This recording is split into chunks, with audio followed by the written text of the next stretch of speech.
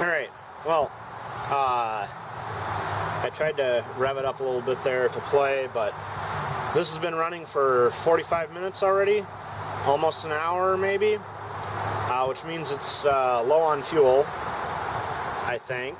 I haven't checked how much fuel is left in there, but also, you know, the carburetor on these is just a single needle, so it's doesn't have great adjustment, and I do need to get in and put some sealant, I think, or make a gasket for the valve cover here, because you saw me wiping up oil.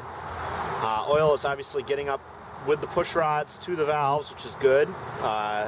Definitely got to oil the valves, but it's then seeping out of the bottom of this valve cover all over the ignition modules. So we'll add that to the list of things we're going to try and tune up with this, and then we'll see what little project we'll do on it next. But it ran real nice today in the chilly weather.